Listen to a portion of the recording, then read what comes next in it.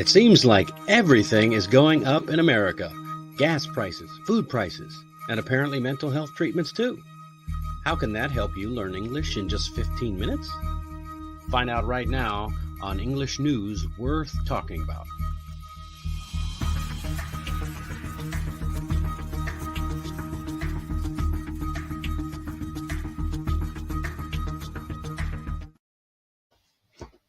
Oh, hey, got cut up in the intro there. Hey, it's Dennis Wilborn, the former sailor turned entrepreneur and English coach. Welcome back to English News We're Talking About on All About English. Hey, this is the show where I break down some of my clients' favorite news articles to help you reach your learning goals even faster. Join me Monday through Friday for a new video, and be sure to stick around to the end where I will give you my tips on how to think in English. Think in English? Say it ain't so. That's right. Today is Wednesday. That's right. Today is Wednesday.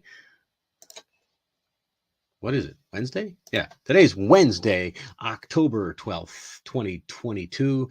And our article today comes once again from ingu.com. You can use their daily news and other materials to build your English skills. And today we are sticking with the topic of mental health issues. Let's go see what it's all about. If I can get there. Okay, here we go. Let's read the news. More adults in the U.S. are getting mental health treatment. That's right. More U.S. adults are getting mental health treatment. Let's jump into the vocabulary first and foremost. The first thing on the vocabulary list is therapy. Therapy. Okay, this is a form of treatment for someone with emotional problems or mental illness. Now, therapy itself is a noun. It could be used as a type. It's not just for emotional problems, but when we say therapy all by itself, we're usually referring to emotional or mental illness treatment.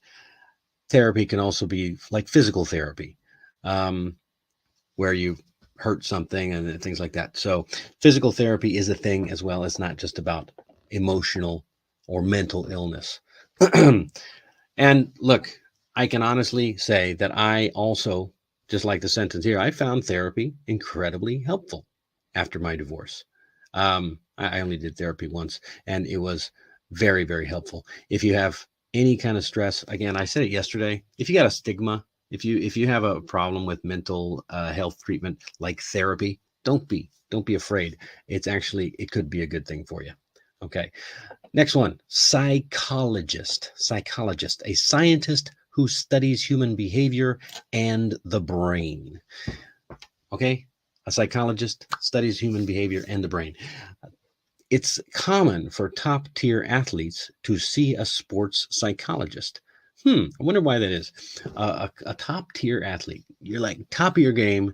Why is it common for them to see a psychologist? Interesting. Maybe it's because the psychologists are doing studies on the top-tier athletes, or maybe it's because the top-tier athletes are feeling a little too much stress and pressure. Who knows? I don't know. This is not what this is about. The next one is substance. Substance is a drug, especially one that is illegal. Now, look, a substance doesn't have to be an illegal drug, and it doesn't have to be a drug. A substance is any chemical that you may find. I mean, some that's like unidentified or anything like that. But we also use substance when we are referring to a drug. In this article, we use substance in that sense. The report showed that substance abuse among young adults increased during the COVID-19 pandemic. That is a tragedy, and it is true. Substance abuse is one of those untalked about things that we heard about. We didn't hear about, during all of the lockdowns and all of that stuff in COVID. A lot of people increased their drug intake and their alcohol intake while they were in lockdowns. Abuse led to illness, led to disorders, led to, oh, look, here's another vocabulary word, disorder. Disorder was the word I just used. is an illness or a condition that prevents people normal mental, excuse me, it prevents normal mental or physical functions. You could have a heart disorder, a lung disorder, a mental disorder, and you can even have an eating disorder.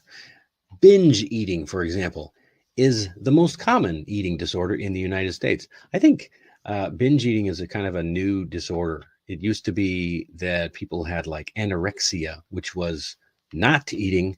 Now it's binge eating. So it's still a pretty big disorder. And disorder. Okay, so look at the word. Order is the root word. Dis is the prefix, the prefix, the word at the beginning. So disorder means not. Dis means not ordered. So disorder means not in order, not the way it's supposed to be. Next up, uncertain, not clear, known, decided. Now, when you see un in a word, it doesn't always, but you have a word certain as the root word. Un is the prefix. The prefix comes first. It means not. Okay. Now, if you see a word like, if you see UN in a word, it doesn't necessarily mean not. I mean, university doesn't mean not diversity. So uncertain, on the other hand, uncertain is not clear, not known, not decided. If you're talking about a person, it's not sure or confident about something. So without proper funding, the future of the project is uncertain. All right. Or here's a personal one. Hey, if you're ever uncertain about how to proceed, just ask your manager for help. Yeah, absolutely. And that reminds me. Somebody said to me the other day, don't say I don't know if someone comes to you to ask you something, even if you don't know. And I said, well, that's a good point. And one of the things that you could say is, gee, I'm not really certain. It means the same thing. I don't know. I'm not confident about my answer. The point of the I don't know bit, remember this for later, is when you are uncertain about how to proceed, you want to be sure to follow up with, hey, I'm not really certain about that, but let me find out for you, or I'll find out, or let me come back to you with an answer later. Those are ways that you can answer instead of saying, I don't know, where you might come across as ignorant. Say, I'm not sure, I don't know, but I'll find out. Always add the part where you'll find out.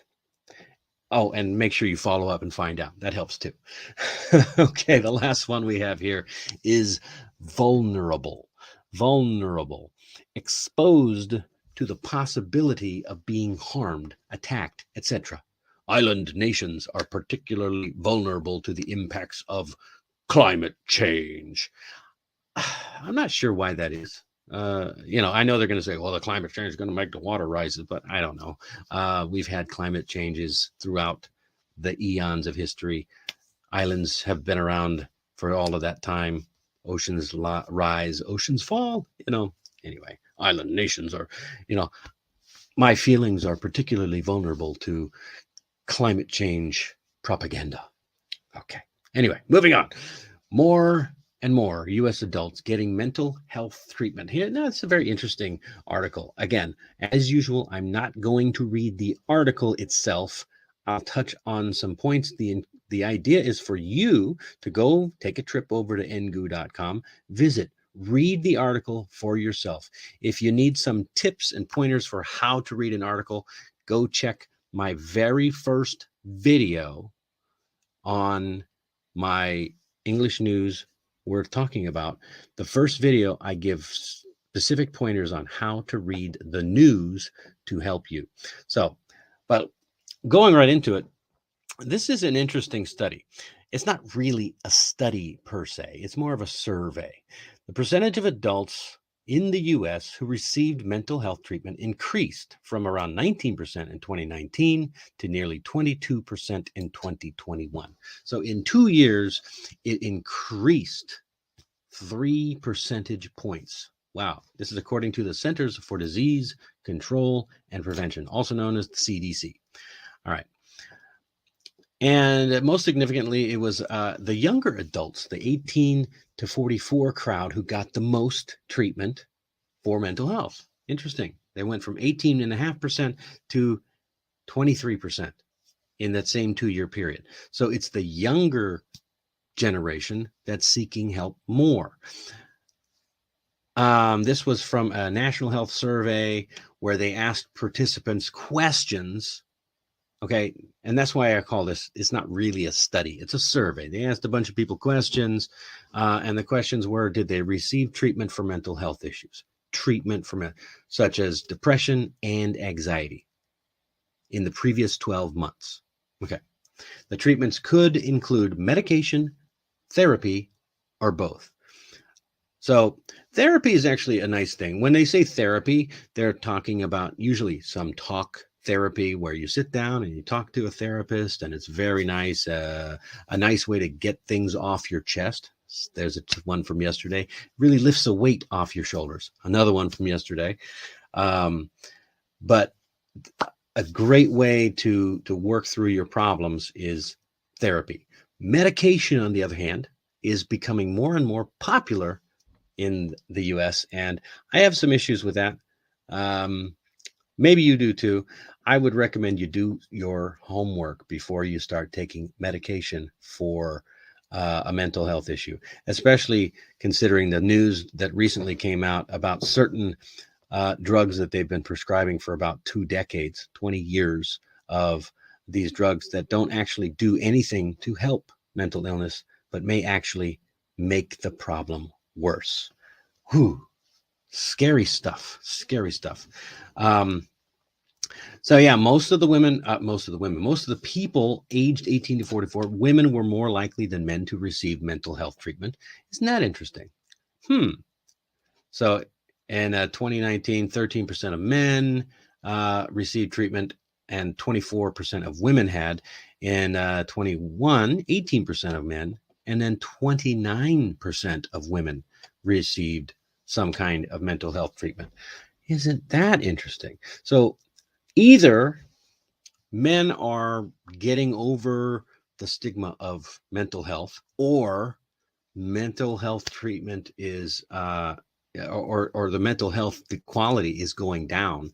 But the CDC did not explain why the increase in treatments was taking place. I'm not incredibly surprised by that. The CDC is not incredibly witty or sharp or on the ball when it comes to when it comes to anything these days. Everybody shows the movies where the CDC is really just with it. I think the COVID-19 pandemic really showed the CDC doesn't know where it's at. However, there was a psychologist, Billy Katz, who told Self, I'm guessing that means Self magazine, it doesn't say in this article, that adults in their 20s, 30s, and 40s are all more likely to suffer. Oh, I'm suffering. Suffer from the types of mental issues commonly experienced during the COVID-19 pandemic. These include depression and anxiety, as well as substance abuse issues and eating disorders. Here we go. Substance abuse issues and eating disorders. So we got substance and disorders in the same sentence. So why do you think it is? Leave a comment down below. Why is it that the 20s, 30s, and 40s are all suffering more from these mental health issues? Why not the older folks? Why not the 50s and 60s and 70s? Because let me say, I mean, the older folks don't seem to mind. Matter of fact, according to this, it looks like the 65 and over crowd started seeing the therapist even less. Wonder why that is. Is it because they're dying faster, or is it because they're just used to stress better than the younger generation is? I don't know. I know there's a lot of things that are adding to your stress in the world. I'm just wondering if the COVID-19 pandemic was everything that is cracked up to be when it comes to all of the added stress. So let me know, what are your thoughts on the CDC's findings? I'd love to know. I would love to know. Let's move right along. What's the song that is played where everybody is on the chair, everybody has to, going to my mind's going blank now. What's happening? What, I can't remember. I'm going to lose track. My mind's going blank now. What are you talking about? What the hell's going on here? Where the hell are we? My mind's going blank now. I can't remember. I don't know what the hell he's talking about. What am I doing here? My mind's going blank now.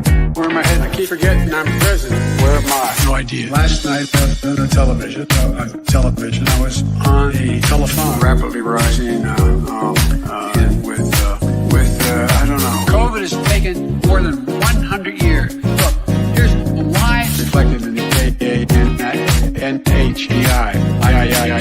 America is a nation that can be defined in a single word. I was going to put him in. We're going to seize the ill-begotten gains of Putin's kleptocracy. NATO's purpose is to defend against aggression. Let me make that near and dear to you that you like to be able to. Anyway,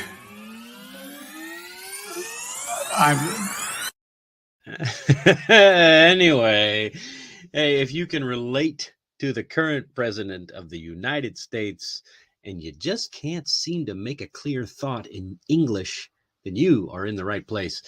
Today's talking tips: how to start thinking in English and stop translating in your head. Let's not be like Sleepy Joe.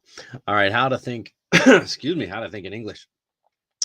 It's actually not as hard as you might think.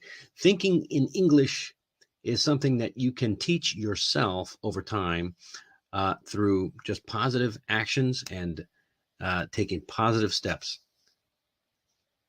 I often tell people, when you're thinking in English, or if you want to start acting passively to think in English, start by changing all of your electronics to English. Change your computer, change your phone, change your car navigation, change your TV to English. Start watching TV in English. Start watching or listening to English podcasts. Read the news in English. If you really feel confident, read a novel. But hey, let's start with simple stuff, okay? Those are some of the passive ways that you can learn English. Let's talk about some of the more active ways that you can actively work towards learning how to think in English. Start with number one. Describe the things around you. Listen, start by paying attention to your behavior and the things you observe around you to help you develop your English thinking skills. The best time to start thinking in English is while you're doing something that doesn't really require a lot of concentration. Maybe you're doing the dishes, or you're waiting for the bus to take you to work, or you're driving to work. Just consider the surroundings to begin with. Pay attention. Try putting the surroundings in your brain in English. Just like think of, oh, that's a tree. Those are leaves on the tree. It's a sunny day. Things like that. Use English to describe the things around you. Do it consciously, and that's how you'll start. Let's say you're in the kitchen, okay? Narrate what it is that you're doing. If you're in the kitchen, after you start paying attention, narrate your actions and your surroundings. Oh, I'm washing the dish. Now I'm putting the dish into the cupboard. Let's say you're in the living room and something fell down under the sofa. Use the English that you have to narrate your actions and your surroundings. Practice remembering vocabulary words. I mean, this is a big thing. You wouldn't think you're going to do everything all at once, but by trying to remember your vocabulary words, you're going to put all of that into practice. And when you don't know a vocabulary word, you can use the tools around you to look it up. If you got a cell phone, look on your cell phone, your smartphone. That's like a little microcomputer or supercomputer in your pocket. Use it to your benefit while you're learning English. Concentrate. You can not only that, you can concentrate on your inner voice. Imagine hearing your favorite English speaking actor or star, or maybe your English coach. How would they phrase what it is you're trying to say? You can practice hearing the thoughts in English in the preferred pronunciation and accent that you like. You know, you can even put it into a song. I used to know a guy who would make his daily life into a song, like as if it was a musical. All right. I admit that was me. I did that. I still do that. What am I kidding? Are you kidding? I still do that from time to time. My kids think it's hilarious. So use those tools to remember and put your vocabulary to work. And this is by trying to find your vocabulary, you're going to find the things where you might be falling short, where you might be lacking, where you might need some extra help or extra work. And listen, talking to yourself is not crazy, okay? It actually is there. It's a great tool to help you navigate and teach your brain how to think in English. Why not? All right, the next one is role play. Role playing is something that probably, if you've taken an English class, you've probably done role playing. And the thing about role playing is a lot of times it's stuff that you do. It's day-to-day stuff that you might experience. It's going to the store. It's buying gas or buying something at the store. Anywhere where you would have to interact with someone, you're probably going to find it in a textbook. You're probably going to find that conversation written down somewhere and in a script. And just understand, even though it is scripted, that's totally okay to begin with. You know that certain things are going to always be the same. You know that when you go to the store, the cashier is going to ask you if you want a bag. When they tell you how much the price is, they're going to ask you, do you want to pay with cash or with a credit card? So if you've ever looked into an English book, you find those little scripts of conversations. Do that as a role play, even if you do it by yourself. It totally works, even if you're doing it by yourself. Or you could do like children do and create your own little scenarios in your head and practice. I mean, that's why kids play so much. They're playing to prepare themselves for the real world. You can do the same thing with your imagination, thinking in English. And as you do it more and more, you will build your self-confidence. You'll improve your listening and your speaking skills, especially if you're talking to yourself or talking with other people. Try it out. You're gonna love it. The next one, I love this one. I absolutely love this tip. Tell stories. It's a great way to make yourself think in English. Okay, because a story has to have something to make it interesting, right? It should flow, okay, because otherwise the audience isn't going to understand. It should flow in a way that the audience understands everything. You might need to think and really put a lot of mental effort into conveying a narrative in English. Narrative, that's the way you tell the story. And it's a lot different than just straight yes or no questions or even open-ended questions. It demands a lot more thought. So when you go to bed, think about and reflect on your day's activities. Okay? Practice telling the story of your day as if someone else is listening in your head. It's going to help you improve your accuracy and your fluency when you do speak out loud by practicing long stretches of speech. Practice. And that is the thing that most language learners find the most difficult. But it's the only thing that is going to get you through. And that's it. My final reminder from me and Joe Biden. Let me just do I'm horrible. I shouldn't say it's a horrible thing. Yeah, I can. Come on. Remember, you can practice the things that you are unsure of when you are in your head because no one can hear you. and no one's going to judge you. So don't worry about if you make mistakes or anything like that. Just work on through it. When I was learning Korean, and I'm still learning Korean, I used to walk through the streets of Seoul in between train stations or just walking around exploring, not really doing anything.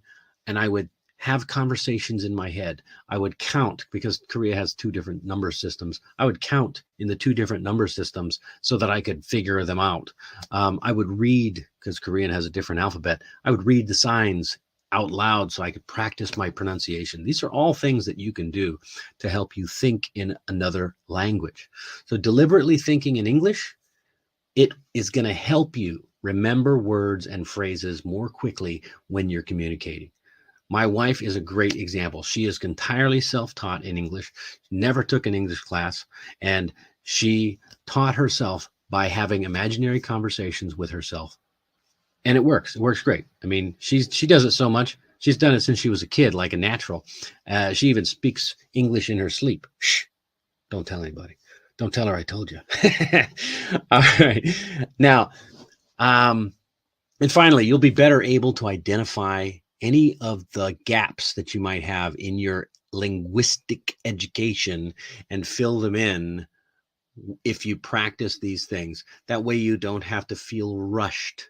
You're not trying to do it while you are in a conversation. You're practicing it beforehand. It will help you so you won't end up with your mind going blank. My mind's going blank now. What's happening? What, I can't remember. Lose track. My mind's going blank now. What are you talking about? What the hell's going on here? Where the hell are you? My mind's going blank now. I can't remember. I don't know what the hell he's talking about. What am I doing here? My mind's going blank now. Where am I headed? I keep forgetting I'm president. Where am I? No idea. I don't think as the idea that